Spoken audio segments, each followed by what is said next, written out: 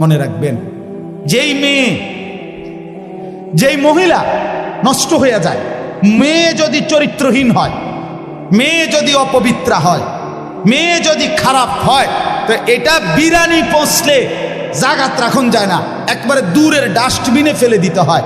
কোন নারী পচে যাওয়া, মেয়ে নষ্ট হয়ে যাওয়া, মহিলা নষ্ট হয়ে যাওয়া, আল্লাহর কসম এটা শুধু পচছে না, এটা দুর্গন্ধে পুরা সমাজটা শেষ করে দিচ্ছে। নারী নষ্ট হইলে সব শেষ। ভাত ফুরান হইলে রাতের ভাত সকালে পানিত ভিজাইয়া খাওয়া যায়, বেডি নষ্ট হইলে এটারে আর জাগাত রাখা যায়।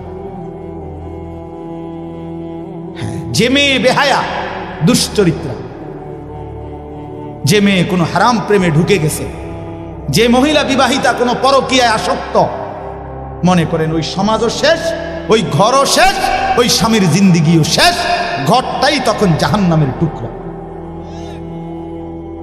এই জন্য কোরআনুল কারীমের মধ্যে আল্লাহ তাআলা বলছে, শয়তানের চক্রান্ত দুর্বল, দাঈফা, নারীর চক্রান্ত আজিম, ভয়ানক। ইবলিসের চক্রান্তের চাইতে সরাসরি আল্লাহর কোরআনে আছে নারীর চক্রান্ত তার চাইতে ভয়ানক। নারী অসৎ হইলে শেষ। বেডি যদি সিদ্ধান্ত নেয়, এই জামাই তোরে বেড়া আমি তোর বাপের লগে, মাল লগে, দেবর ননদের লগে তুই কেমনে থাকস, আমি বেডি বাচ্চা দেখতে দেখা দিতাম না, তো মনে করেন শেষ।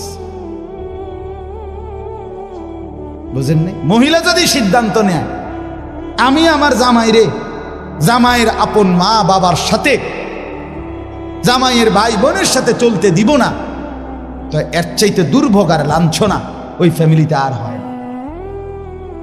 এজন্য মাদের ইসলাহ খুব দরকার, বোনদের ইসলাহ খুব দরকার, নারীর সংশোধন খুব দরকার। কোরআনুল কারীমে আছে, ইন্নামা ইউরিদুল্লাহু লিইউযহিবা আনকুমুর রিজসা আহলাল বাইত। আল্লাহ বলে, নারী তোমাকে আমি বললাম, মুসলিম নারী, ওয়াকারনা ফি বুয়ুতিকুন্না, তুমি ঘরে অবস্থান করো, ওয়ালা তাবাররাজনা তাবাররুজাল জাহিলিয়াতিল উলা, তুমি বেপর্দা বাহিরে ভিন নারী, অসভ্য নারী, জাহেল মূর্খ নারীদের মতো বের হইও না। 3, ওয়া আকিমনাস সালাহ, আল্লাহ বলছে কোরআনে, নারী তুমি 5 ওয়াক্ত নামাজ পড়ো, ওয়া আতিনাজ যাকাত, বছর শেষে হিসাব করে তোমার স্বর্ণ রৌপ্য গহনা অলংকারের যাকাত প্রদান করো। আর 5 নাম্বার, ওয়া আতিনাল্লাহ ওয়া রাসূলা, আল্লাহ এবং রাসূলের আনুগত্য করো। আল্লাহ বলে, নারী কেন বললাম? এই আল্লাহ তখন বলছে, আমি আল্লাহ চাই তুমি নারীর মাধ্যমে তোমার পুরা ঘরটাকে পবিত্র করে দিতে। যে নারী নামাজি, যে নারী চরিত্রবান, কসম আল্লাহ, সে ঘর পুরা পবিত্র হয়েছে। আল্লাহ আমাদের বোনদেরকে তৌফিক দান করেন, আল্লাহ আমাদের মাদেরকে তৌফিক দান করেন। হা বাপ, আপনারা যত্নবান হন। আমি প্রত্যেক দিন বলি, খাট পালং আর সোফা, ফার্নিচার আর দালান বিল্ডিং, টাইলস আর বাথরুম, এটা আপনার জিন্দিগির কামিয়াবি না।